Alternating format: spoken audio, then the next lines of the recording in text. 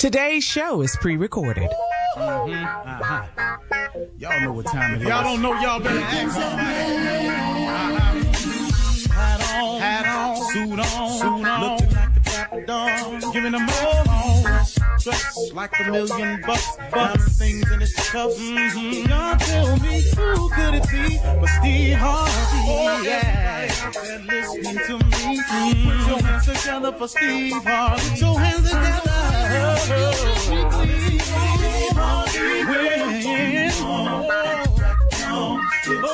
Steve Harvey, why don't you join? Yeah.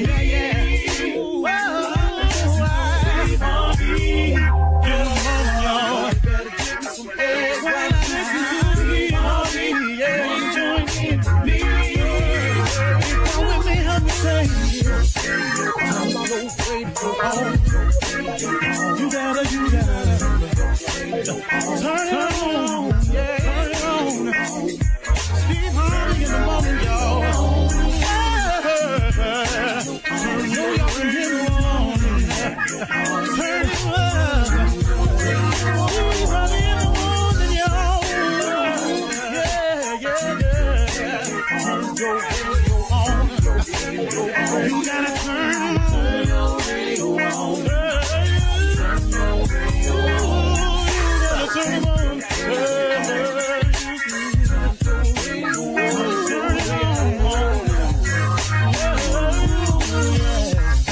Turn them out. Steve Harvey got to turn them out. Steve Harvey turn them on to the morning, y'all.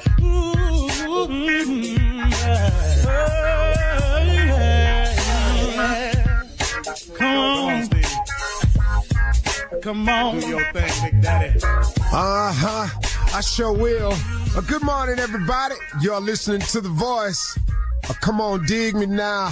One and only Steve Harvey. I got a radio show. Real grateful for that. You know, it's funny. I remember when I first started out in radio, a lot of my peers laughed at me.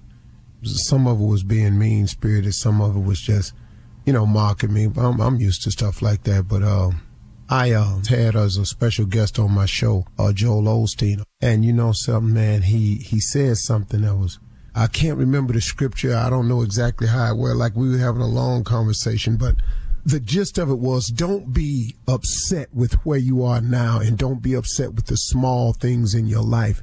Be grateful for the small things and the small position that you have right now, because you don't know where that's going. You don't know what that's going to be one day. You don't know what that's going to lead to. And that was very warming to hear him say that. But it also reminded me of when I started in radio, how small it was. It reminded me of when I started in stand-up making $25 a show. It reminds me of not having a home at a period in my life and what God has allowed me to live in now. So don't be distraught over your position now, and don't be ungrateful or unappreciative for the things you have now, because you don't know what that's going to grow into. And that's really the gist of that I got from what he was saying. I just wanted to share that with you, that where you are now is so temporary, because now, like I've said before, now is a fleeting moment. Right after you finish saying now, that moment that you claimed as now, that's gone. So the where you are now is a very fleeting process. Now, you can change where you are now, and you can change how you feel about where you're at now, and you can change about where you're going by simply changing your mind. It is no different. I'm telling you, folks, the thing that I've learned about successful people is not so much of what they do. It's not what they have. The biggest thing I've learned about successful people is how they think. That's the thing that's different. It's how they think. And I'm telling you that you can change the way you think on any subject and start becoming successful towards that starting now. You have to understand that, man. The biggest difference I've noticed between successful people and non-successful people is how they think. I was reading where this guy said that he was taught all wrong about money. He said that his father was very negative about money. All throughout his life, he heard his father say, people who got money have walked on somebody to get it or cheated somebody to get it. People who have money, money is the root of all evil. Money is this, and people who got money, don't deserve it. They've done something wrong to get it, yada, yada. So he said he grew up the whole time thinking that having money was wrong with that. He discovered that it wasn't. Look, you can choose to be successful any way you want to. I've chosen several ways to be successful. I want to be a very, very successful father. I think that's one of the things that's paramount in my life, that I really am working hard right now to become a successful father. Not a successful father in terms of money, but a successful father in terms of offering the amount of love and guidance and leadership and the example that my children need to look at. And that's what I'm really, really working hard at now. I want to be successful as a father, but I want to be successful as a husband. I want Marjorie to always know that she can count on me, to not have to wonder about me or look for me. I want her to feel secure in the fact that I really have gotten it right, that I really am focused on being a good husband to her, because it means so much to me. So I'm working hard on a lot of levels. I'm working hard. I'm trying very strong to be a successful motivator of people. I want to be a sharer of information to people that will uplift others and give others the same things that I've learned through the trials and tribulations of my life, but at the same time share that information and use the power of this microphone to uplift people, not to destroy. My show is not about, guess what so-and-so said, guess what so-and-so did. I don't like mean-spirited things about people. I joke with people who call in, that's another thing. But I don't like destroying people with the power of the microphone. So I'm working very hard on being successful in a lot of areas of my life. Now, also, I do care about being financially successful, too, because my father, one of the gifts he gave me was a very simple gift. He told me a long time ago, he said, son, the best thing you can do for poor people is not be one of them. And that stuck with me. And this was a hard-working man who was a coal miner, who worked construction his entire life. My father didn't have an easy life, man. My father didn't sit behind a microphone. My father didn't come to work and people cheered for him. My father wasn't famous. My father was just a go-get-it dude. Now, he instilled that in me, and I've taken that and I applied it to my craft, and I thank God for him for that. But I do try to be financially successful so that I can do some things with it to help some other people. Now, am I opposed to having nice things? No. Do I apologize for having nice things? No. And why should I? I work. I'm not on the radio asking to give me money, so I can go buy a car. I'm working, so I don't feel how you want to feel, and other people do feel that way about it. But if success in terms of finance is what you're lacking, you can go about the business of doing that. I'm writing a book, and that whole book is about teaching people how to become successful. And, man, I'm breaking it down in a way where everybody can get it, man, because I want the college student to get it. I want the working mom to get it, the single mom to get it, the hard-working father that's been trying to hold his family together can get it, the father that ain't ever got it together and feel that because of that reason he can't be the father he needs to be. I'm writing something, man, to put it into words to let you know that God is a forgiving God, and that God is a merciful God, and that God can get you out of any situation you find yourself in. You just can't beat yourself up every time you make a mistake. I make mistakes all the time, man. I just got to remind myself to get up. I ask God for forgiveness. I call on his mercy and his grace, and I get up and I go again. But it's coming, man. And if finance success is what you want, you got to change your mind. You got to start thinking about how to produce it. The first thing you do is you got to ask. You got to ask to have a life and have a life more abundantly. That's a scripture, that he comes to you to give you life and to give you life more abundantly. That's a scripture. That ain't a joke. That ain't a theory. That's a fact. And the fact that if you don't have a life of abundance, you can get that by asking. Then it starts by believing. And the how-to, don't even worry about that. He takes care of that himself. He'll send the stuff your way. But you got to be willing to put some effort in this thing now. And you can do it. Okay, I know I was a little around the place today, but that's what it was. So, let's go get it. You're listening to the Steve Harvey Morning Show. Ladies and gentlemen, people that work at the train station, postal workers, we praying for y'all. The special prayer goes out to everybody that works down at the DMV. Lord, bless their attitude today. Fix them, God, that they realize that they are in the service business and they are to try to make our day more pleasant at the DMV. We asking you to watch over the DMV today. Congratulations to those of you who survived. This is the Steve Harvey Morning Show, and I'm going to start this over this morning. Ladies and gentlemen, welcome to the ride, the Steve Harvey Morning Show. Hey, Lord, listen to me. Today is a great day.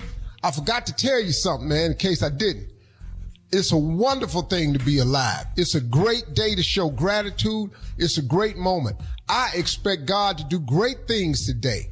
You understand? I just know he's working on my behalf. I ask God to protect me from all evil. All haters out there have been put on notice. I, from now on, am not climbing down off the wall ever again to address you. I belong to the Most High, and I'm going to stay this way. I hope. Amen. Let the church say amen. Amen. Till you start trending again. It's a struggle. You're only human, baby. You're only human. As soon as they say so, who you think you? The road is narrow. Shirley Strawberry, Carla Farrell, Mississippi Monica Jr., and the legend of Nephew Tommy Jr. We can't go so I hope to stay this way. Junior, can I say something to you, man? Junior, can I say something to you? Yes, Doc. I always ask you something. Man, whenever you go at the barber shop and you down and you hear people talking about me, what hurts me, Junior? What's that, Doc? That you don't defend me. You don't say, y'all don't know him. Oh, that's that y'all don't know who he is. I'm telling you right now, I know better. Y'all need to shut y'all's mouth. That's what hurts me, Junior. I called down there at the hospital and check on you. You the same one say, Junior, don't say nothing. Let them talk. Ain't that you? That's what I do. So you do sit there and let them talk. Yeah, because he told me. You ain't saying that. You ain't say blankety blankety blank. You ain't cussing nobody out. Plenty times, Tommy. Plenty times. Don't sound. I don't know how you doing that. It ain't talking. How you doing both of them? How you doing both of them? Now when they talk about your ass, I shuts quiet. Okay. I'm talking about you defending my uncle. That's what I'm talking about. Yeah. Hey, you kind of offensive this morning. Oh, wait a minute. He asked about him. You didn't say I what know they I said told you don't say nothing, but I didn't mean it. Yeah. Oh. Know your uncle. Yeah. I ain't He mean it. Yeah, that just sounds like the right thing to say. Yeah, I was just trying to see what the high road feels like. Taking the high road, yeah. You know what, you ain't got to worry about this. Junior ain't got no business going down there to that damn barbershop no more. I don't know why. Ain't no need for him to have his ass down there. Man. Oh. All right. Good morning. We're here. Junior, I didn't say it for that. I was really talking about the barbershop. I let him make it today. I'm a better Christian today. If he down there, he just hanging out. That's what he doing. That's all. Coming up at 32 minutes after the hour, we'll hear from the nephew as he runs that prank back right after this. Buying them barbecue sandwiches when they walk in there. Barbecue sandwich! You're listening to the Steve Harvey Morning Show. It is time now to run that prank back with the nephew. What you got for us, Neff? Let me go back to yesterday. I have exotic delivery, all right? We're going to order a nice kangaroo. That's what we're going to order. We're going to deliver this thing. Kangaroo. Let's go, cat dog.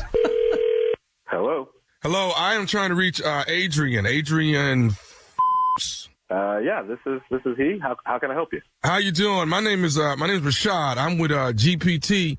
And we have a delivery for you. I'm going to be arriving probably in the next, about the next 90 minutes. Are you actually at the house, sir? No, I'm not at home right now. But I mean, you can just go ahead and leave whatever it is. My wife and kids can probably get it when they're home from school. So let me make sure I got the address right. Are you 38 North River Drive? Yeah, that's my address. Okay, so is anyone there right now at all? No, nobody is home right now. I don't understand why you can't just leave the package there for us. Well, this has to be signed, and I have you on here as the handler for this delivery. So I definitely got to get quite a few signatures from you. I got about 5 or 6 pieces of paper, sheets that you need to sign off on. What time does your wife get there, sir? She'll be there later. What do you mean I'm a handler? Handling what? What are you delivering? This is GPT, sir. This is Global Pet Transport. We have 2 peacocks, we have a seal, and we have a baby kangaroo that we're dropping off today. Okay, this has got to be some kind of mistake, right? We have a dog. That's it. We're not an animal sanctuary here. I don't understand what you're talking about. We didn't a kangaroo, a seal. I mean, you're Adrian, correct? Yeah, that's my name, man. But okay, and you're 38 North River Drive. Listen. Yes, that is accurate. But again, I'm not a handler. I'm not handling things. Okay. Okay, so sir. Let me. If there is some confusion, your name is here. Your address is here. So I don't see where I have a problem. Everything I'm asking you, you're saying is correct, except now you're saying you don't want your delivery. It's not my delivery, man. That's what I'm trying to tell you. This is not. I didn't order a kangaroo. I didn't order these things. Okay. A kangaroo, a seal, and 2 peacocks. Doesn't even make sense, man. 2 peacocks. Whose order is this? This is not my order, man. You got my name. Here's what we need to do. Will your wife be here? Be at the house within the next 90 minutes?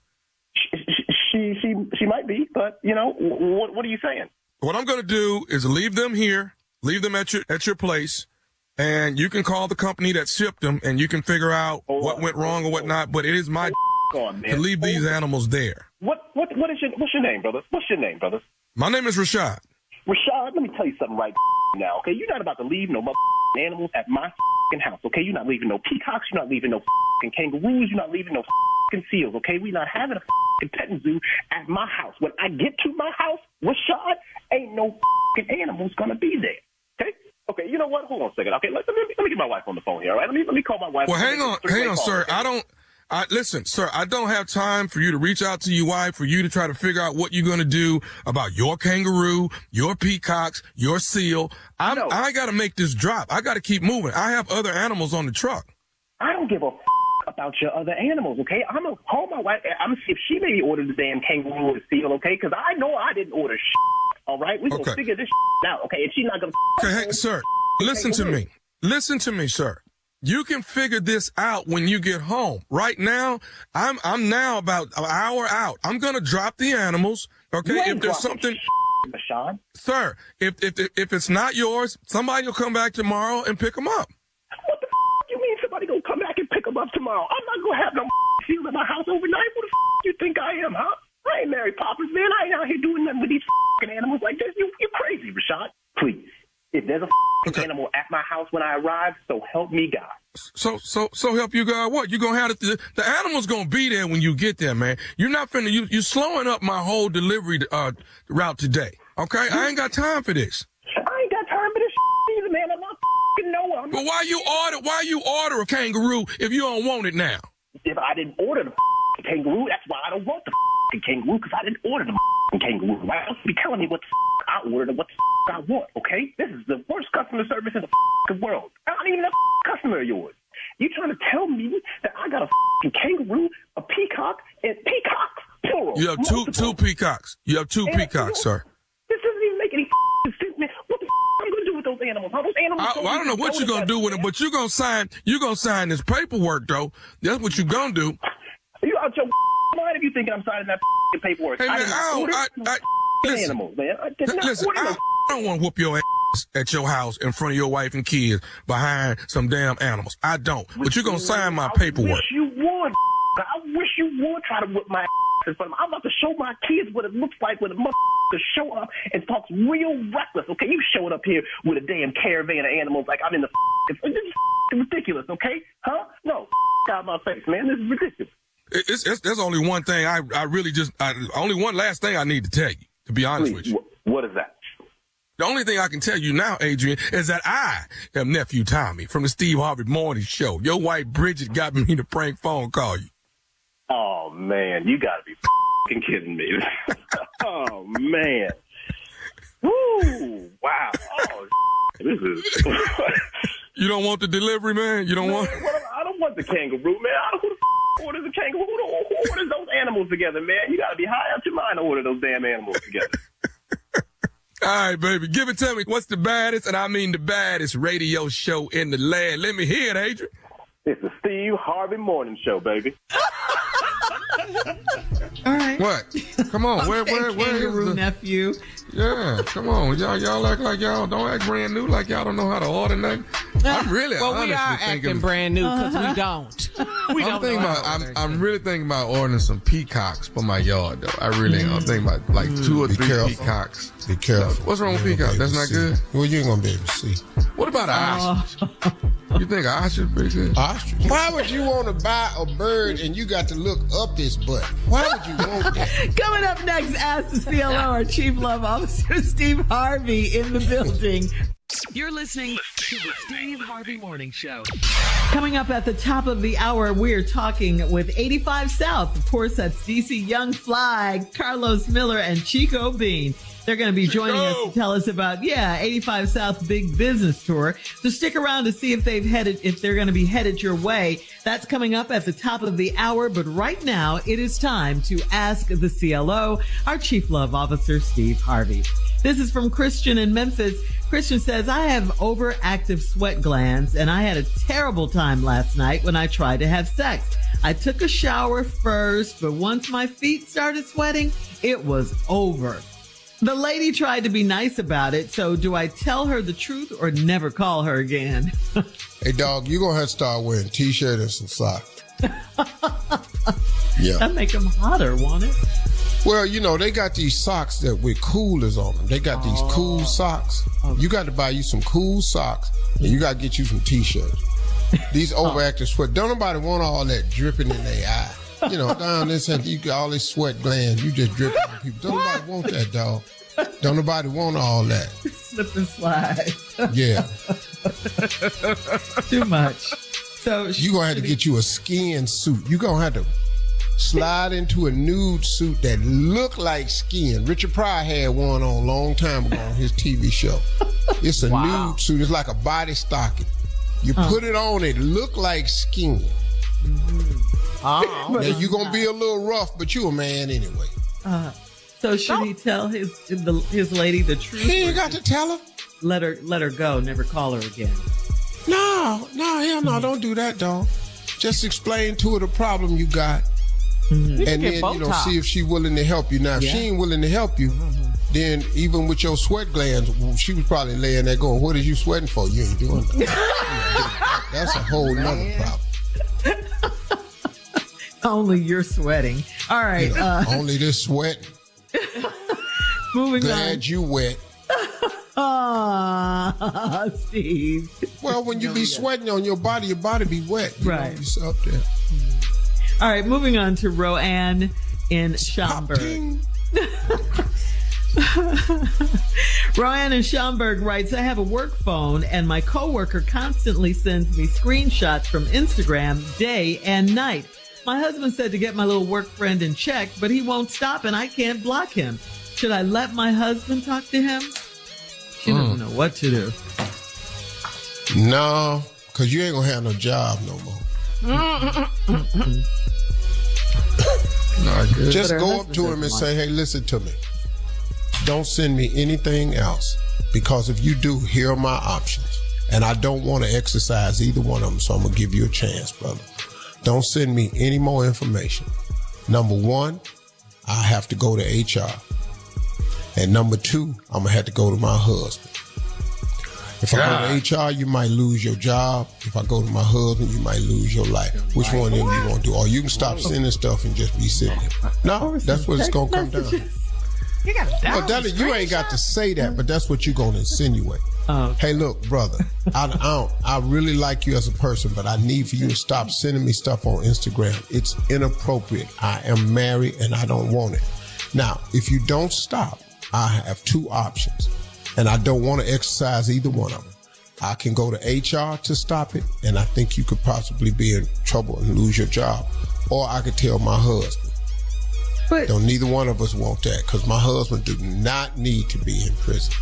is it that serious though? I mean, because we do that all the time. Do you No, guys it's spouses serious. get If she upset? don't want it, it's inappropriate. In a workplace, if you do something to a person that they don't want, that's inappropriate, man. We're in a new day. This is true. All right. All Yeah, right. very. Look at Yeah. the HR expert on the show. Come You know how many times I went to done classes. had to go to HR? Let's move on. Leon From You know how many in sensitivity DeSoto. studies I done had to do? Not studies. We're moving on. Leon in DeSoto writes, my wife and I are house hunting. She expects a home with a pool and a lot of land, but our budget is leaning more toward a starter home. This is our first home together, and I told her we can upgrade later. How do I get her to be more realistic? Wow. Stretch, dog. You're going to have to stretch on this one. What do you mean? You're going to have to stretch. Well, here's the deal anyway. You can only buy what your income lets you buy. You're going to qualify for a certain loan. That's it. You won't. You can want all you want, and there ain't nothing wrong with dreaming. But they're going to tell you what you qualify for. The bank, the mortgage company, whatever, right? Am I right, Yeah. y'all? Yes, that's what my husband does for a living. Yes, sir. And so I think that's you're going to have to play the ball game in there unless you run across some extra money. Or you can find that in that budget price and have to go in and do some fixing, which is going to cost you way more money if you don't. So, yeah, I don't think you have to get her to be realistic. I think the banks and mortgage company going to help you be realistic. Oh, yeah, they going to break it down. They going to keep it Oh, on. see this. Nail that. That's true. Thank you, man. I'm just trying to be a better Christian today. Okay, well, moving on. Crazy. To DeMarcus, this is the last one. DeMarcus Carla, that's for you. You know that's my name. Come on, Yes. DeMarcus. What's wrong? Come on. DeMarcus in Charlotte says, why does my wife get mad if dinner is ready when she gets home from work? I work from home and I'm a much better cook than she is. So what's the big deal? Why is she hating and not happy? Am I overstepping my boundaries here? You just Oh, be. I love him. You Huh? great just be, dog. Now listen to me. If you love was that. married to one of my co-hosts, I love you him. know, she would come in and just be A-okay with it. I love him. Every day. I have no idea who you're talking about on the show, but I love If him. you eat And I healthy, support her. Me too. Yeah. Ain't nobody mad But at that. if Who you, mad? well, Carla doing it for a reason, because she can cook. And then Tosh can make gumbo. But Shirley, on the other hand. I love this I didn't- man. I didn't mean What's to wrong use with your name, but Shirley, on the other hand, is totally different. It's out now. You're trying to cook. to Remember, keep you're from trying to be a killing better yourself. Christian. What's it? Well, What's it? The crock pot? Oh, you say what? He tried, rice and steak. I don't know who did together. that. You In made the sense to same me. damn pot. Rice and steak in the same pot. But I love DeMarcus. What can he do, Steve? What you gonna tell DeMarcus? Well, all I'm saying is Shirley opened up that pot and it looked like rice with beef jerky in it. Beef jerky. I am not in Ask the CLO, but I love DeMarcus. What is this wet beef jerky in it? I didn't know beef jerky. I didn't know jerky came juicy. When they started making juicy jerky. It's a Juicy new dish. jerky? It's called juicy jerky rice. Juicy Juicy jerky rice. Yeah. And steak. Is he overstepping his boundaries? That's what DeMarcus wants to know. Not if you live with Shirley. I love you, DeMarcus. Yeah, D. Hey, D, man, just ask her how she wanted to do. And but she already know you doing it because she can't cook. She already know. She knows she can't. Don't nobody want that. All right. Thank you, CLO. Coming up at the top of the hour, 85 South's Carlos Miller and Chico Bean will be our special guests right after this. You're listening to the Steve Harvey Morning Show. Hey, everybody, as promised, joining us now are two of the three brothers that have really changed the way the game is done. And I'm telling you this from a perspective of someone who knows. I've never in my entire life seen three brothers come together as individual stand-ups, perform as an improv group, and sell out arenas. I did not think that was even possible. I'm telling you, they have reinvented the game. I've seen it tried many times. Second City TV tried to tour like that, couldn't get in big arenas. I watched Saturday Night Live try to go into arenas, couldn't do it. The first and only ones I've ever seen doing it ever is 85 South, and they are here today. Two of the bad boys is here. We got Carlos Miller. We got Chico Bean. They on tour with their big business shows all over the South this fall. So let's see if they coming to a city near you, ladies and gentlemen. 2 of the 3 out of 85 South. Carlos Miller, Chico Bean in the building. Welcome. Good morning. Good morning. Chico Bean. I got it. Dog, don't nobody introduce nobody like me. I'm the greatest intro of all time. I agree. Fellas, how y'all doing, man? We doing amazing. How are y'all? Good, we Brother. All good. Hey, Carlos. Yeah. I saw a video of you. You was talking about when you ever ask a country ass person one question and they tell you this whole thing. Said, hey man, you know how to get to so and so? Yeah, I know how to get there. Where you from? Atlanta? My sisters lived in Atlanta, and then he went through this whole story about how they got a divorce, how they got sick. Man, I was sitting up there hollering, man. That was a great bit, bro. Y'all cats. I appreciate that one. It's a true story. Bro, I laughed. I played that thing about 4 or 5 times because that's exactly how they do it, man. Y'all cats is real, man. Hey, man, y'all got a lot of upcoming dates, man. Let's talk about some of the places y'all going. Going everywhere. Yeah, we in Jacksonville this weekend, Miami, and we in Memphis, we in Houston. You know, we moving all around, man, taking this show on the road. Yeah, we going to Louisiana, everywhere they want to see the 85 South show, man. We stay touring, so we got to hit all the major markets. But this time we went back, we added a few so we can get more, more coverage and hit more places. How did y'all come up with the concept? Whose idea was it? Oh, you talking to him? Yeah, Carlos, man. I always explain it. Carlos is the elder to me and Fly, as far as comedy goes. He had been doing it longer, and he had, kind of came up in the trenches of the game through working the clubs of Atlanta and everything, and he kind of got a different vantage point on what was necessary to really build a name. This was before we had the pleasure of being around any level of success like we've been blessed with you, Steve, and various other people. So Los had that idea, said, man, we can use this wilding out as a springboard. We doing what we're supposed to do on here, but we got to build something that's ours, and he had that vision just from understanding what was necessary a little bit earlier than we did, and we just, trust each other and definitely trust him. So it was like, let's rock out, let's do it. Steve, you've been in the game long enough that you know that, like, one thing that I really focused on and one thing, like, that really stood out to me, even Nephew Tommy, you know this, like, a lot of comedians don't like each other. Mm-hmm. Like, they tolerate each other, they'll work with each other, but they don't genuinely like each other. It ain't a whole lot of friends in this game. So I was like, these are my real friends. This is how we really talk. We really kick it like this. So it only makes sense to make it something. We didn't know exactly what it would be. It started in the studio, and then we took it to the club, and we took it to the, to the theater, and then it spilled over into the arena. So we built it brick by brick, but, the friendship was the basis of the whole thing. It's just an amazing concept, man. I'm telling you, I've never seen this done before, and can't nobody come. I watched this. I was a student of this thing. Second City tried to do it. Saturday Night Live tried to come out and do it. It's never been done at this level. Y'all in arenas, man. There's some king level stuff. This is the new Kings. I'm telling you, man. I done talked this over with Sid. I done talked this over with DL, man. We did this thing with Chris Spencer. These are the new Kings. This is the King 2.0 version of it. I'm telling you, man, it's an incredible thing to see. I sit there and watch. I don't know how y'all pull it off, man. I've never seen three cats more polite towards each other to let them do their thing. Authentic, man. Yeah, they have a real timing with it. Yeah, we all students of the game, Steve, and we've let you know on multiple occasions, like that's something that we watch and understand and study in the game, that it was a lane there, it was a whole just opening for that to be done, because we always say if the Kings would have came out on stage together, that's another movie.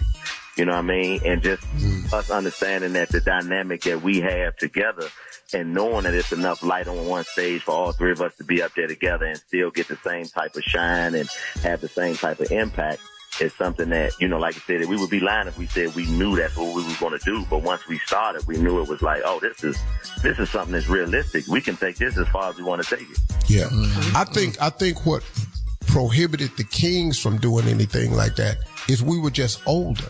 And we only knew one way. Nah, y'all wasn't that old. Y'all Seuss was old, but y'all wasn't old. Watch yourself. Watch yourself. Be careful of the button count. Amen. Be very careful of the button count, player. How many buttons was it, dog? Well, it was a requirement, man. Dog, if you didn't have 5 buttons on your suit, what the hell you get it made for? Man, that's crazy. I was dressed like Denzel when he first got to Harlem. Remember? Come on. Malcolm X. Malcolm X. Too much power for one black man. It was Spike Lee. All pimp, man. Hey, y'all stick around. We coming back. We got more 85 South when we come back. We're going to go over the dates when we come back and tell you how you can get tickets. These some bad boys, man. Carlos Miller and Chico Bean, right back. You're listening to the Steve Harvey Morning Show. Hey, y'all, welcome back. Our special guest this morning is 85 South. We got 2 of the 3. We got Carlos Miller. We got Chico Bean. They on the Big Business Tour. Let me tell you right now, this weekend, you can get them in Jacksonville, Florida. You can get them in Miami, Florida. Next weekend, you can see them in Memphis, Tennessee, and Birmingham. After that, Shreveport and Houston. After that, they going to Greenville and Charlotte. Coming back after that, they going to Louisville, Kentucky first. Then they going to New Orleans. And then, Lord have mercy, get ready for Christmas at its best. December 21st. Come on. I expect multiple shows to be sold out. It's a Christmas package that can be sent out. It's Christmas gift. Get your friends and everybody to go see the incredible 85 South in Atlanta, Georgia. That's a stocking stuffer right there, baby. I mean, for real, man, you should have got a job with Ringling Brothers, OG. You know how to Dog, make it sound great. Let me tell you something, pimp. What I know how to do is sell tickets. Absolutely. How can everybody get tickets, brother? They can go to the website. They can go to 85southshow.com. Or, Steve, you know we got an app. We got our own app called Channel 85 where we drop all the exclusive content, all the things that we've been working on, all the stuff that we producing, all the shows that we got in-house. Channel 85, make sure you get it, man. We going digital. We into the tech world now, man. So we got our own y'all making app. money. Everything we do, we trying to do in-house. Niggas straight from us. See what y'all did was y'all went and got them young boys. Y'all went and got Cat and Ryan Fam and went and got that put them two we got dudes, everybody. Joe Chad. Yeah. Everybody ain't want no more. I wanted them, you trained but I them had. well. You trained them well. I wanted them, but I had a partner though. See, you could have fired him. Yeah. It was a blessing in disguise. But I got a they question. Already knew what to do. Steve, like, could you ever see yourself doing a weekend again? I've thought about it, one theater date and just call it just one more thing. Let's do it with you. It's gonna be career ending because what I'm gonna say will kill all sponsorship dollars. Oh man, we definitely got to do that show, Lowe's. Yeah, I want to give me a hot five on that one. Hey, dog, you know what, bro? Like we got his own employees. We might be able to double up for real, Lowe's. Let's get on there. Tell them one more time how to get tickets, Steve. They can go to 85southshow.com. They ain't got to go nowhere. They smart. They got their own app. Hell, I'm kind of pissed off at them now. And hey, man, when I'm getting invited on the damn podcast. No, Steve, you know I'm already mad. I seen you on somebody else's podcast and you said you were going to do the 85 South show first. That was Shannon Sharp. Man, we love Shannon Sharp, but we got a couch too. It ain't leather, but we got one. It ain't leather. Chico Bean, Carlos Miller, we love you guys. Thank you all. Too, Shirley. Thank you all so y'all, much. Listen up. It's the Big Business Tour, 85 South, Jacksonville, Florida, and Miami this weekend. Then right after that, head on over to Memphis and Birmingham. Hey, ladies and gentlemen, I'm telling you, two of the great ones, the New Kings 2.0 version. Ladies and gentlemen, Carlos Miller, Chico Bean. We love y'all. You're listening to the Steve Harvey Morning Show. Well, it went down last night in New York. Governor Tim Walz and Senator J.D. Vance squared off in their one and only. It was their first debate. It was their one and only debate. This is the last debate, period, before the election. It was a vice presidential debate. I'm just going to go out on a limb here and say Governor Tim Walz won last night. He Absolutely. won. He won. Yeah. Yeah. I'm going to go out on a limb. I'm going to go out on a limb and say this was the most boring debate in debate history. Let's just be real. Yeah. It was boring. But these are some things that we have to remember what's on the ballot. Mm-hmm. Women's rights. Women's reproductive rights. You got to remember what's on the ballot. And J.D. Vance, the way he talked, he lied about a lot of things. And I loved how Walz called him out. He checked him. He checked him about the Haitian statement that he made about eating dogs and all that. And how little girls had to be escorted by the police to schools. That's your home state, sir. That is your home state, J.D. Vance. True. So I loved how he checked him on that. I love how he told him that Trump said that climate control was a hoax. Right. Because they were talking about Hurricane Helene, all of these things. So, let's go. The energy is there. We got work to do. This is not a drill, Steve. We keep telling people to get to the polls and vote. And you got to register. We want you to vote early as well, but go to vote.gov to register. Yeah. All of that. I mean, what else? And those of you who saw the debate, I wasn't able to see it because of where I am, but those of you that saw the debate, I mean, look, man, the decision is clear. Let's go. Yeah. We only have 30 some days left. Let's go. It's serious now. It is really, really serious. Yeah. And remember this, J.D. Vance, he said last night too on the debate that he wouldn't support a national federal ban on abortion. But back in 2022, he said he would. He would support that. So he's a lot. Y'all got to watch him. He's slick. He said he didn't like Trump, and now he's stumping for him. You know, he called. That's your boy. A flip-flopper is what he is. Yeah. So, get registered, vote early when it comes to your state, and please, let's get this done. I don't know what else really people are saying they're undecided. What else can the candidates do? You got 30 days. You ain't undecided. Yes, is vote. Candidate, what else can they do? I'll tell you what, if you're undecided, just vote for Kamala Harris, and then the decision is over with. Yeah. Vote early. Please vote early. Vote early, definitely. How about this, man? Just vote for morality in the White House. There you go. There you go, Steve. How about if we just vote for decency? Yeah. Why don't we try that? If you can't figure it out. Integrity. Hey, man, let me tell y'all something. Them issues they talking about, that's wishy-washy anyway. There are all these issues they trying to make.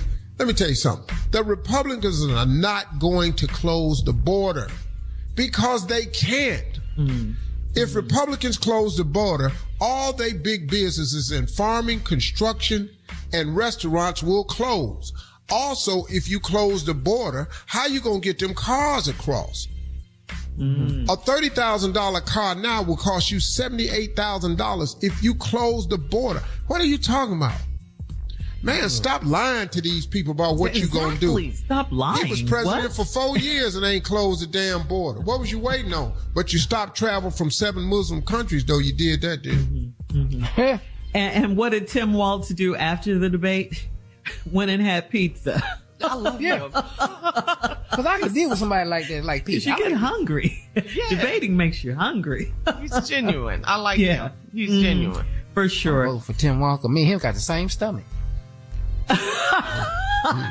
Damn. All right, vote for somebody look just like me. Yeah.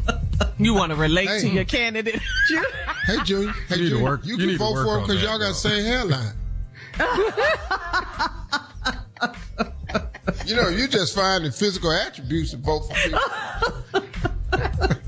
Again, we're joking, but this is very serious. Go to vote.gov and register to vote today so your vote can be counted. You matter. Your vote matters. You can't vote for nobody else, Junior. This candidate of choice is clear. Man, y'all got way too much going on in y'all life. All right, guys. Coming up next, the nephew and today's prank phone call right after this. You're listening to the Steve Harvey Morning Show. Coming up at about 4 minutes after the hour, it's my strawberry letter for today. And the subject is, he risked it all for one more night with her. We'll get into that, find out what that's all about in just a few. Because right now, right now it's time for the nephew in today's prank phone call. What you got now? I got FPC. Caught y'all guard, huh? Yeah. FPC. FPC stands for Funeral Picture Company. We come around and we take your picture, so we can have it for the program, Even though you haven't passed away yet, we want to get your picture now. That way you get the picture you want on your program. You see what I'm saying? All right, let's go, cat dog. If you would. Hello? Hello, I'm trying to reach a Darwin. This is he. Hey, Darwin, how you doing? This is Frank with FPC. We're trying to come down and see about making an appointment with you within the next week, if that's possible. Appointment for what there? We're supposed to come by. I'm with FPC. We wanted to, we have you on file. What is that? What is FPC? Sir, your name was left with us, and you're on our file to actually come out and make an appointment with you so we can get your picture taken. You must have the wrong number. I'm not signed up to take no picture or anything, sir. Okay, well, you're Darwin, correct? Yes, I am Darwin, and you call Darwin, and that's who you call it. But anything about a picture, what's up with a picture? We've got you on our schedule here, FPC. We have you on our schedule to actually for us to come out to your home and take your picture. Okay, FPC. Which company is that? What type of picture would I be taking? I'm not taking no picture, but what is FPC? Okay, you don't know anything about a photo being taken of you needing to be taken? No. Okay, sir. FPC is this is a funeral picture company. Who? Funeral Picture Company, and what we do is we come out and take your picture, and we actually keep it on file. That way, when you do pass away, we have your picture for your program, and we have a nice picture for you. Oh, man, look, I'm not dead right now. You're not taking no picture of me. Who is this again? My name is Frank. Oh, okay, Frank, you mean to tell me y'all taking pictures of people before they die just so you could have their picture on file?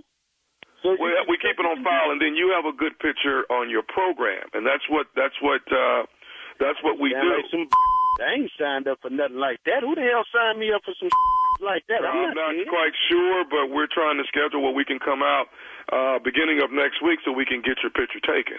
Next week after, you get a picture when I'm dead. You're not taking no picture of me before I die. That don't sound right. Sir, don't you want to have a good picture on your program? Sir, you're not taking no picture of me for no funeral arrangements that I'm not dead yet. I don't understand that. What the hell is this about? Nobody. Who signed me up for it then? Tell me that much. Sir, I don't have the actual person listed here on who signed you up, but I do have the number, and you are Darwin, Mr. Darwin. So I didn't sign up for it, and I'm not taking no picture.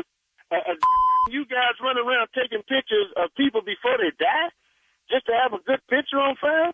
That sounds like some man. I ain't never heard of no like that, sir.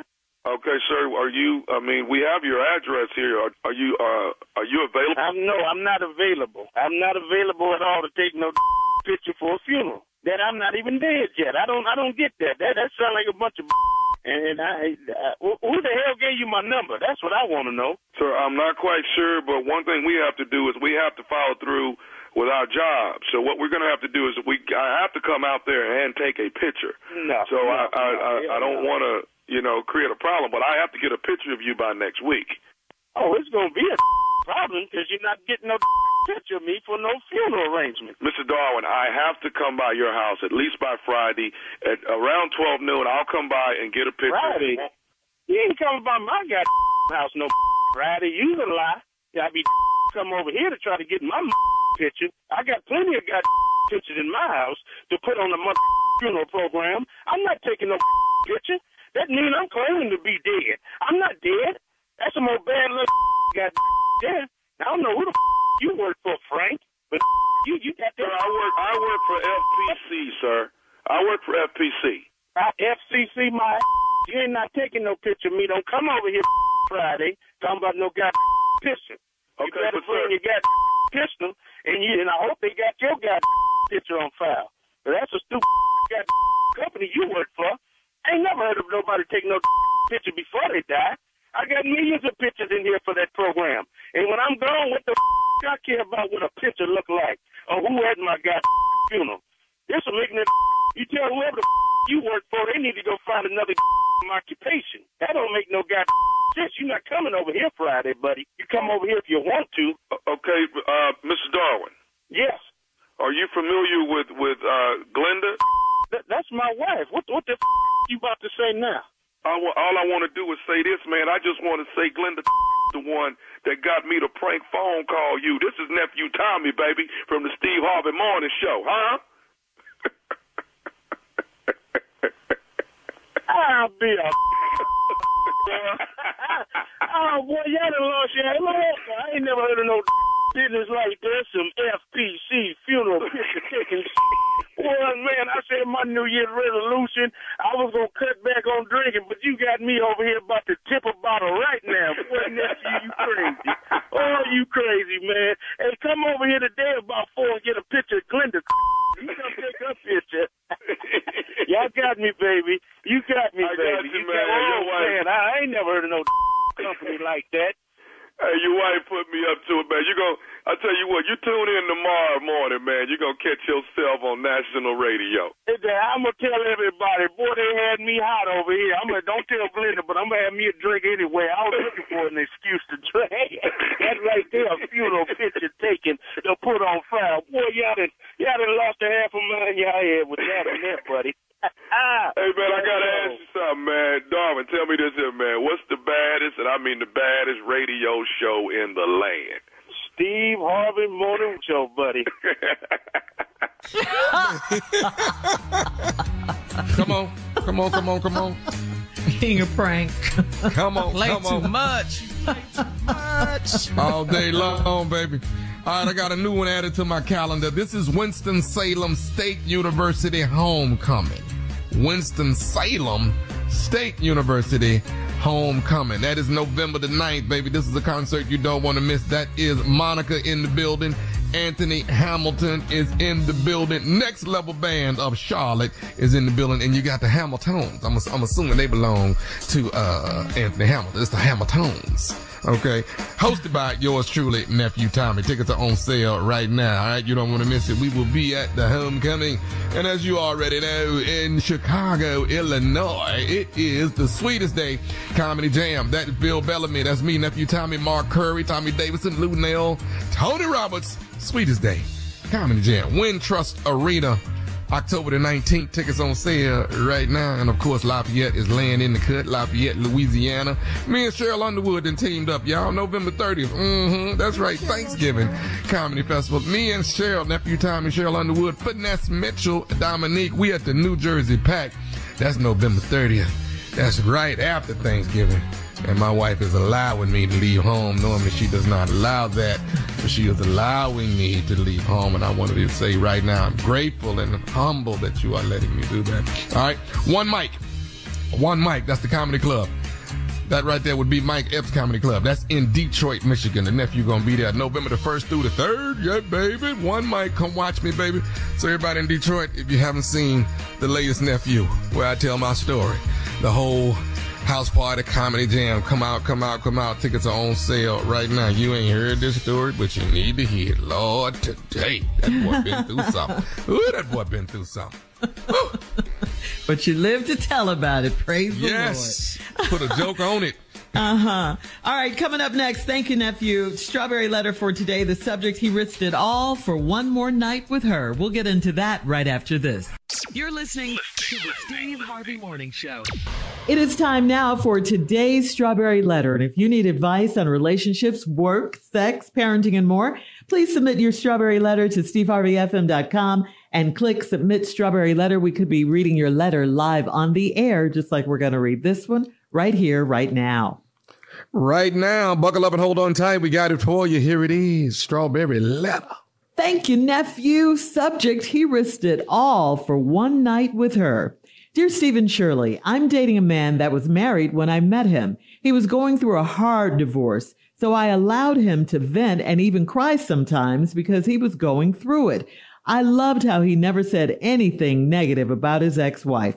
I felt like she had to be an evil person because of how bad the divorce was. I finally talked to her for the first time, and she's far from evil. But first, let me tell you what happened 2 weekends ago. I went to Dallas for the day, and I drove back home that same night. My boyfriend said he was out watching the game. He sent me a text that said he wanted to see me before I left, and another one that said, please, please, please. I was back home by then, so I texted him and told him I was home in bed, and I asked him to come over. He didn't respond. Never in my wildest dreams would I have thought that his texts were not for me. Supposedly, he was trying to text his ex-wife, not me.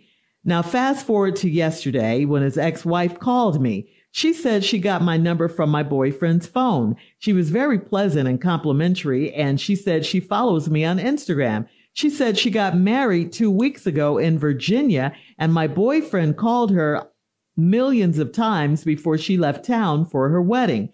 She said he begged to make love to her one more time, and she sent me the text thread to prove it. His text said that he'd risk it all just to have one more night with her. She said they did have sex that night, and she felt that I should know.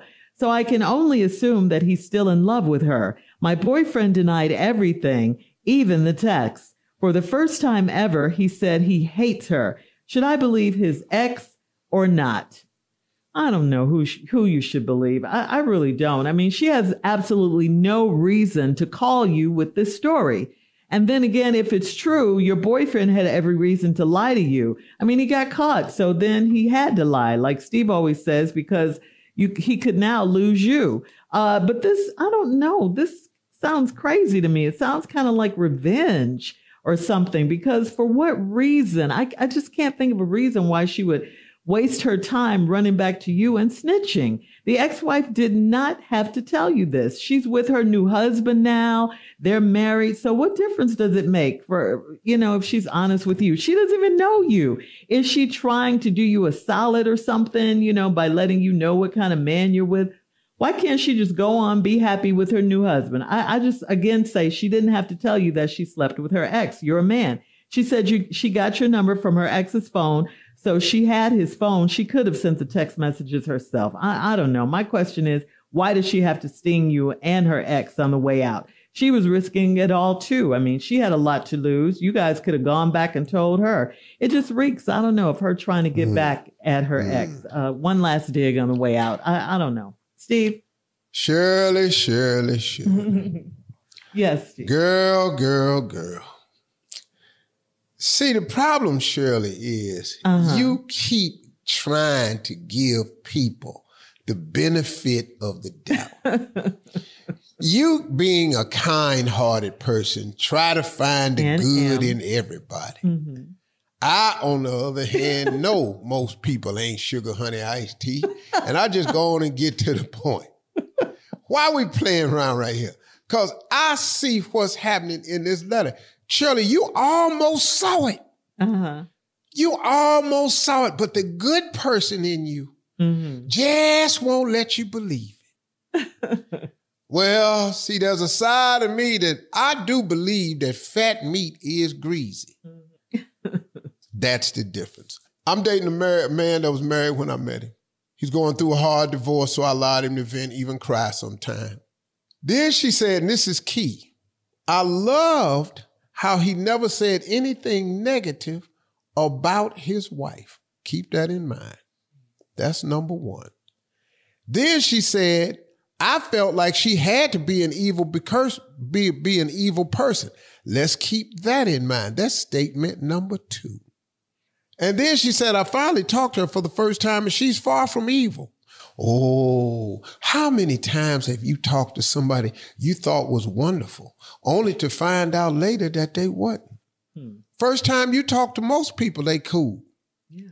It's them other conversations where it's the discovery part of it.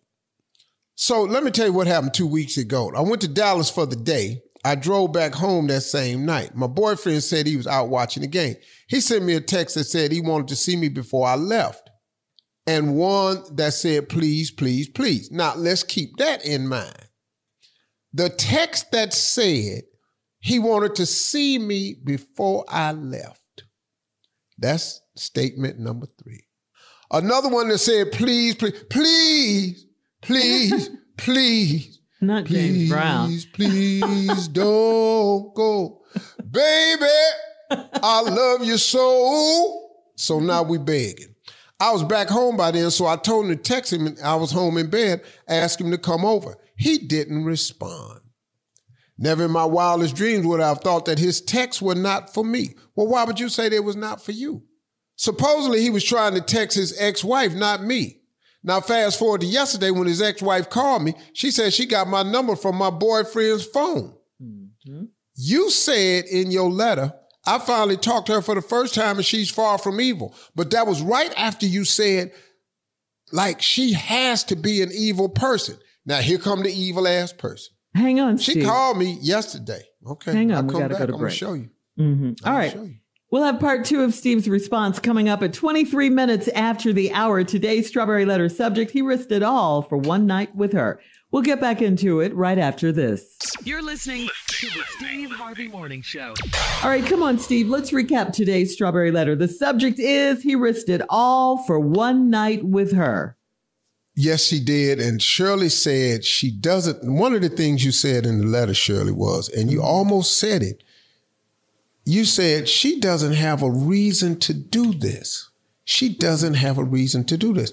But then you later on tried to come back to that. Yeah, but listen to this, though. See, here's the statements in the letter.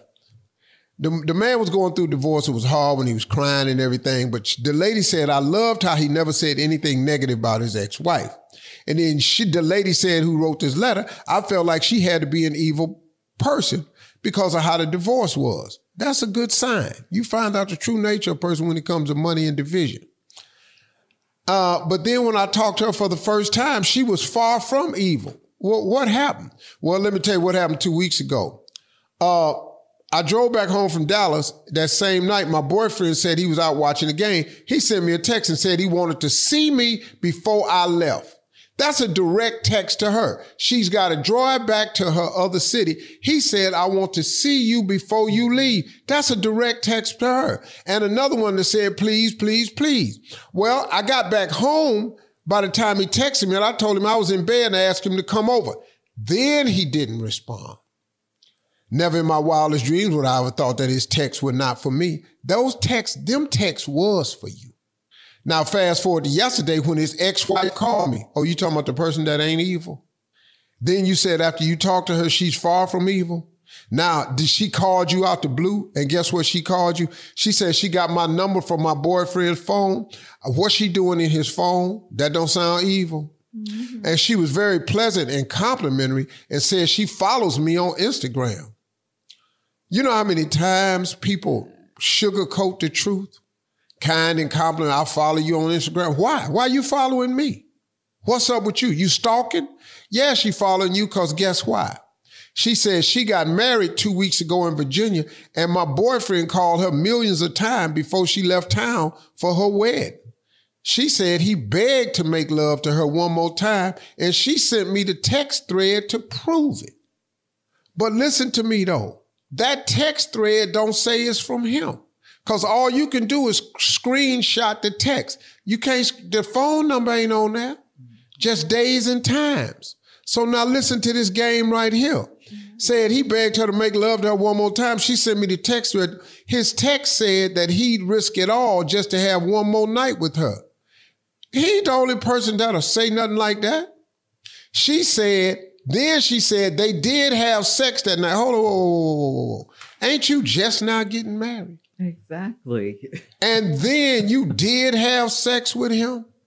And you think she's a kind, good person? And she got your number out of her boyfriend's phone? And Shirley says she has no reason to do it. But listen to me. She has a reason to do it because she did it. Never, when a person does something, never say they have no reason to do it because they done it. See, once you do it, It ain't no need of you talking about, I ain't had no reason. I just did it. No. You had a reason. His text said he'd risk it all just to have. She said she said they did have sex that night and she felt that I should know. Why? Other than revenge. Why? Because she stank. Mm-hmm. She evil. That's what she is. Scallywag. Mm-hmm. And then go sit up and call you and just, I felt like you should know. Wait a minute. Why you didn't feel like you shouldn't do it? Why you didn't feel like you should be loyal to your fiance who you was fitting to marry in a week? Why you didn't feel like, man, let me spare her this? Why you didn't feel none of that goodness stuff you talking about? Now all of a sudden you a Christian. I felt like you should know. That's what's crazy to me, man. So I can only assume that he's still in love with her. She's married. She's gone. My boyfriend didn't. Here go my man right here. Come on, come through now. Here go the whole letter for me. My boyfriend denied everything, even the text. For the first time ever, he said he hates her. Should I believe his ex or not? First of all, you need to, what was the ex's purpose for letting you know any of this? She felt that you should know. Wait a minute, why? What happened? What was the breakup about? What was the divorce? Because obviously he was hurt about the divorce, crying and stuff, because he didn't want to lose her for some reason. But maybe it was something she did. This person you thought was not evil, who I think is nothing but pure evil. So I think what happened is she called you since her marriage is messed up, because she done violated her fiance and her wedding vows by sleeping with your husband after he begged her, and then thought she'd call you out the goodness of her heart. Where was all this goodness when it was time to make the decision not to sleep with him? So lady, I wouldn't believe the ex if I was you, because she had every reason to do that. She's got a bunch of reasons, and she's evil. And who does that? If your boyfriend was still in love with her, she been married in Virginia for 2 weeks ago. Yeah. And she called you after that to tell you that she slept with this dude, but she married? Who do that? Yeah. That's an evil, vindictive person that's not happy and don't want to see nobody else happy. Leave your comments on today's Strawberry Letter at Steve Harvey FM and check us out on the Strawberry Letter podcast. We got Junior in Sports Talk right after this. I ain't never seen these texts before. You're listening to the Steve Harvey Morning Show. It is time now for Junior and Sports Talk. What you got, Junior? All right. Well, we didn't had the first quarter of the NFL season. It went by. Let's just do a little report on how we feel these teams are doing. Just, after 4 weeks. How do you feel about your team? Let's start with you, How do you feel about the Browns? The Browns. The same way I've been feeling. 1-3 right now after 4 games. The same I've been feeling. Hurt, disappointment, emptiness. There's no bitterness, just empty, just broken. It's been 1964, Junior. Okay. That's the last time they won the Super Bowl. I saw it. I was 7 years old, sitting on the refrigerator, up against the refrigerator door, watching my daddy watch the Browns beat the Baltimore Colts. I saw that, man. I've never missed a Super Bowl. I've never missed a Super Bowl, and we ain't never been in the Super Bowl.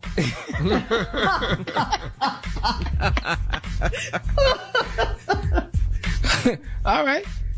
Carla, how you feel about the Saints? They 2-2. How you feel about the Saints? Child, my husband's so upset right now. He doesn't understand what is going on. I just got to roll with the Saints in my house, honey. I just be quiet, get somewhere and sit down. Yeah. Who that? We got a different story, Tommy. We 3-1. I feel good right now. I feel really good right about now. us. 3-1, I'll take that. We'll take it. The last time we've been 3-1? Man. It was Earl Campbell. last time we were 3-1. Oh. It was the Oilers. We didn't have these uniforms. Last time we 3-1. All right. Hey, but 2 undefeated teams left. That's the Vikings and the Chiefs. Yeah. Now, do anybody feel like the Chiefs gonna win the Super Bowl again? They barely 4-0 though. They barely 4-0. They could have lost 2 of them games. They could be 0-4, honestly. They're not. They just not. Okay, they ain't. What? This is gonna hurt you even more, The Buccaneers are 3-1 with Baker Mayfield. Would you take Baker back to the Browns right now? See, I never tried to get rid of Baker. I was not pushing for the removal of Baker. The Browns blew it when they didn't do what I told them to do in that draft. What did you tell them? Wait a minute. I said, you told the management team what to do? I take Saquon Barkley at number 1. They had the number 1 and the number 3 pick, or number 1 and number 4 pick. That was about dog. What? How many years ago was that? What, high on 4. But all they had to do was take Saquon Barkley at number 1. Yeah. They had all them quarterbacks, and I told them to pick Josh. You told the Browns. Because he played in cold weather, and he could throw the ball deep and far. Take Josh Allen. Josh Allen. We passed on Josh Allen and picked Baker Mayfield. What scouting report was their ass reading? Because all you had to do was look at the damn film, damn the interview. Baker was a better talker. Josh was probably just stupid, that's all. Coming up at the top of the hour, a man needs help, Steve, after a female neighbor knocked on his door. You're listening to the Steve Harvey Morning Show. All right, so Steve, this is from Felix in Lexington. Felix says, my girlfriend and I were watching TV on the couch, and a female neighbor that I met in the parking lot earlier that day just happened to knock on my door, and my girlfriend answered the door. The female said she had the wrong apartment. I looked up and the lady smiled at me and said, hey, Felix, I have the wrong address. I laid back down real quick because I knew my girlfriend was about to let me have it. How do I get my girlfriend to believe that I just met this lady and I don't know anything about her? I swear, no lie. Please help me. Yeah, you just met her, dog. That's it. Stick to the story. Don't meet her no more. I'm sorry. Wrong apartment. Hey, Felix. Hey, Felix. Hey, Felix. That's crazy. Well, the only thing that could have saved you, dog, she came to is you'd have had to do something. Really? In an apartment, Steve. That's your solution. I mean, you know, I'm thinking he on the top floor, so. And what is that gonna do? Scare her never to come up? Yeah, what you want to do is just the distraction. Oh, distraction. Oh gosh. Extreme. She knew what she was doing when she knocked on the door. Yeah, she did. Felix. She did. Hey, Felix. Hell yeah, Felix told her where he lived. She knew where Felix lived. Wrong address, Felix. Felix said he didn't know. Is she fine though, dog? You think she fine? Yeah. Yeah, she fine. Hey, Felix. Why he want to go lay back down? He got to, because he damn near fell when he raised that. I set up for every ugly woman ever knocked on my door. I never laid down. Well, Junior, now, see, that's you. Now, I draw the line. What? With what? What? I don't do ugly now. And I know very few ugly women. Very few. I find attractiveness in most women. You got to be ugly. You got to be a nasty person for me to think you ugly. Oh, bad attitude. You got to be a nasty person. Inside. Poor personality. Yeah. I seen some chicks that was physically gorgeous that I couldn't stand. They was just stink, man. Yeah. You don't want that in your life. You know what's wrong is when you think you fine and you ain't. That's really. You can't really tell them that. We don't tell them. What are you gonna say? Well, they be walking around like they just drop dead fine. They just walk. You say it, Tommy. You're supposed to feel good about yourself, and what you say that about yourself. Some people, I do, but some people is feeling over good. Some people feeling over good. Oh yeah, but I'm fine. I mean, what'd you say, Steve? But I am fine. I mean, see right there. You're not. As far as health goes, you are. Yeah. And that's bad. You want somebody to tell you. Just rang the bell. You just rang the bell. You know what, God, Steve? You go too far. No, I was wondering, one of the great moments, man, was when that boy rang that bell. I was overjoyed. That's prayer answered. But let's come on now. Let's not get beside ourselves. Come on, let's focus. Yeah, you wasn't ringing the fine bell. You was ringing the healthy bell. You can ring my bell. Ring my bell. That ain't the bell you rung. All right, we have time for another one. This one's from that caller yesterday told you you go too far with people's health. He did call him out. He did. Yeah. He do. He's a caller. The he listener. Listens to the show every He day. don't work at our home. Listen. He don't work on him. What does that mean? What that's got to do with anything? He ain't my partner. Shirley didn't say nothing. Carla didn't say nothing. I just said it. I just said you go too far with the ringing the bell of Tommy. I just said Wait a minute. It wasn't too far when he said about my health, just Tommy's health. Hey, we ain't protecting him. Yes, it's too far. I always say that, Junior. We let it go. The guy was taking up for you. Yeah. Well, if it'll help y'all out, cool with it. if it'll help y'all out, Junior and Tommy, my back hurt. Can't stand him. Coming up in 20 minutes, just after the hour, we'll have more of this ignorant show. Trying to be included. Steve Harvey Morning Show. Right after this. You're listening to the Steve Harvey Morning Show. October is Cybersecurity Awareness Month, and there's no better time to protect your passwords against cybersecurity threats. As we know, weaker passwords don't cut it now because they allow cyber criminals easier access to your accounts, to your money, and your personal information. To get the enhanced security that you need, there's the Norton 360 Cyber Safety Solution that features a password manager. The password manager suggests strong passwords for you and then stores your passwords in an encrypted vault to protect them from cyber threats. Cybersecurity Awareness Month is the perfect time to upgrade your protection with Norton 360, and you can get up to 58% off your first year at Norton.com. That's Norton.com.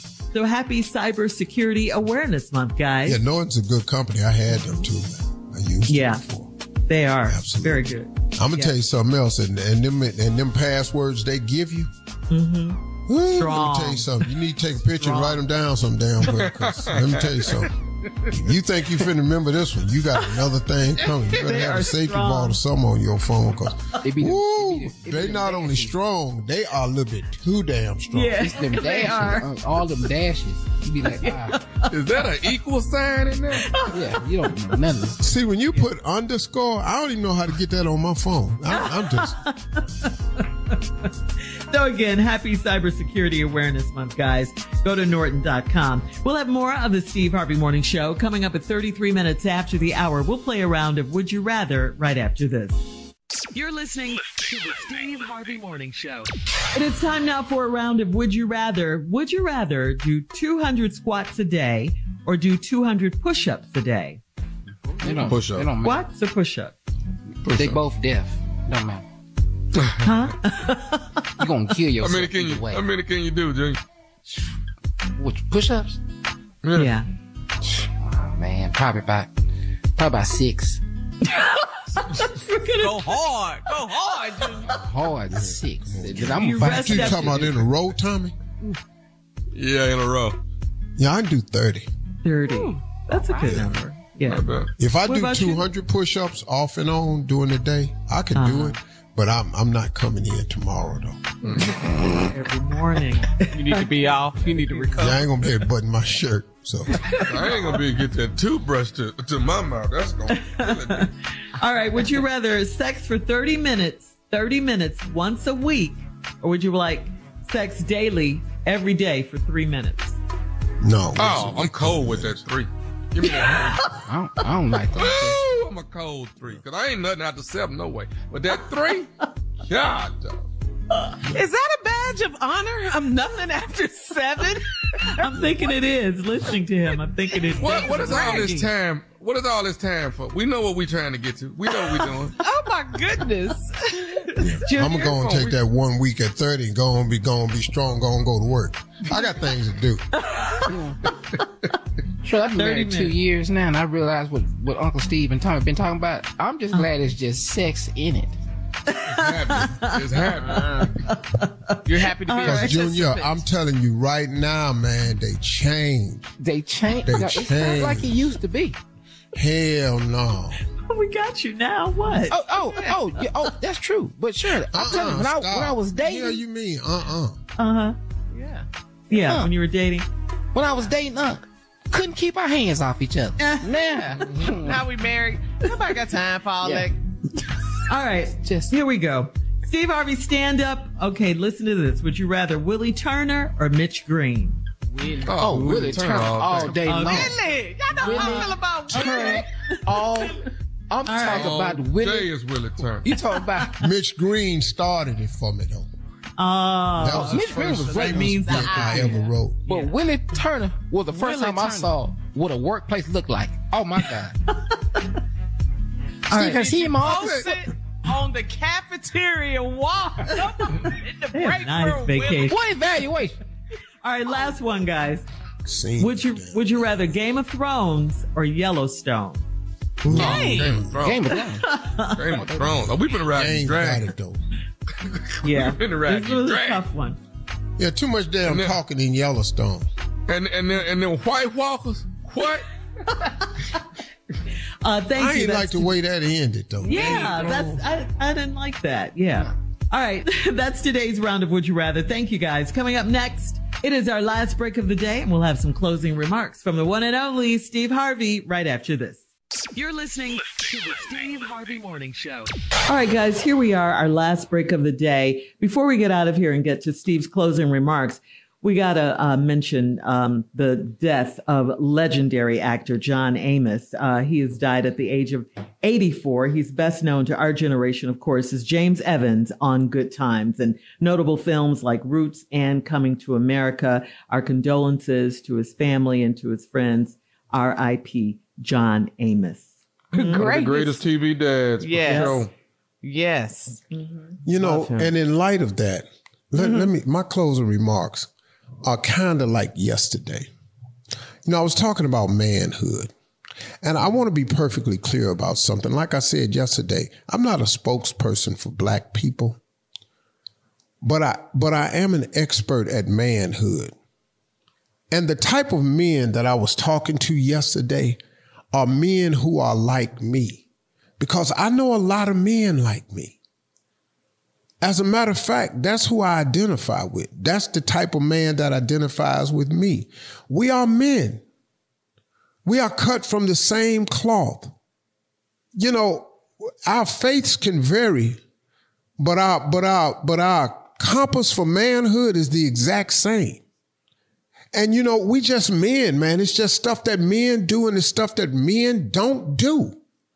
And I'm sorry, man, that we live in a world now, man, where we try to be accepting of everything that everybody want to do, that a person should have the freedom to do what they want to do. What about the obligation to do what you're supposed to do? What about that? We always talking about the freedom of doing what you want to do. Hey, man, doing what you want to do sometimes gets in the way, oftentimes, of what you're supposed to do and what you got to do.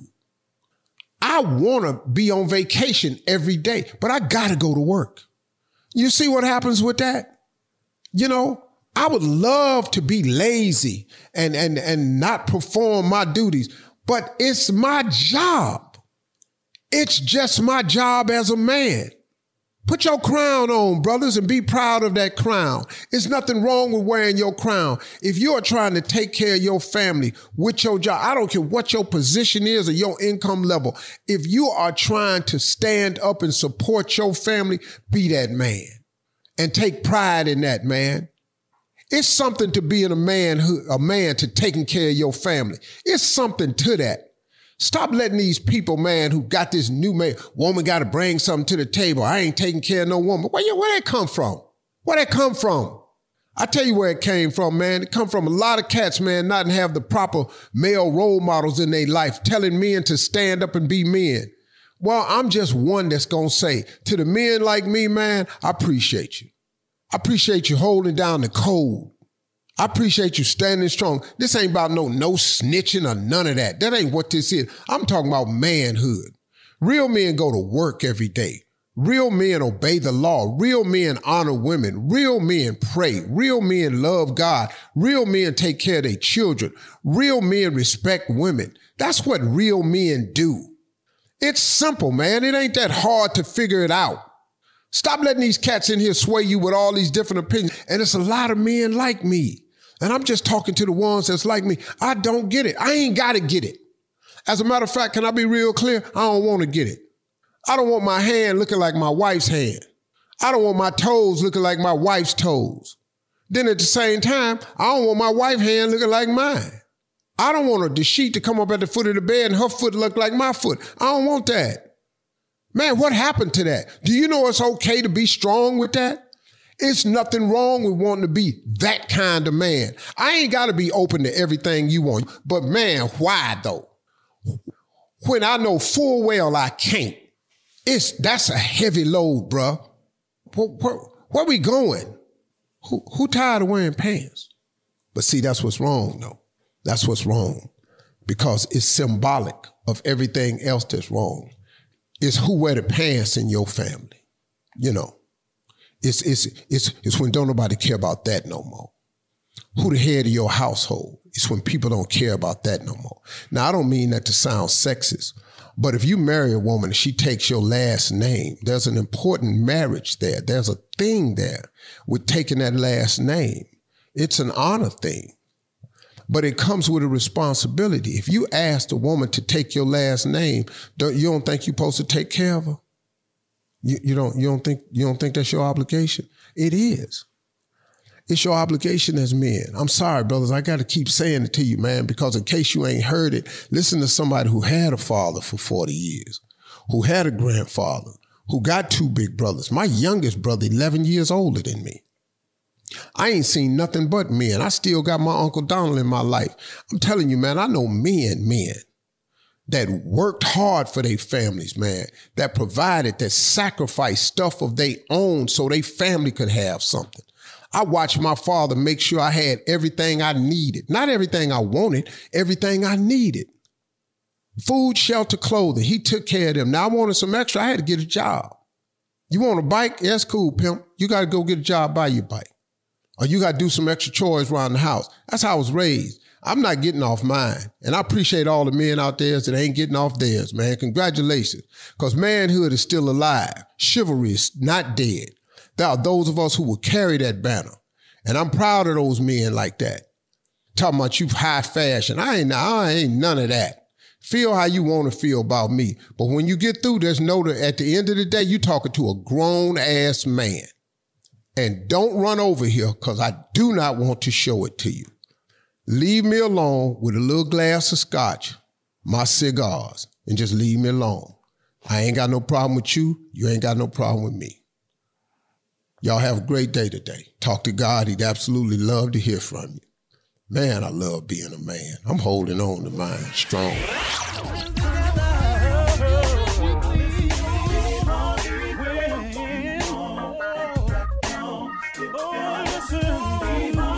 For all Steve Harvey contests, no purchase necessary, void where prohibited. Participants must be legal U.S. residents at least 18 years old unless otherwise stated. For complete contest rules, visit steveharveyfm.com. You're listening to the Steve Harvey Morning Show.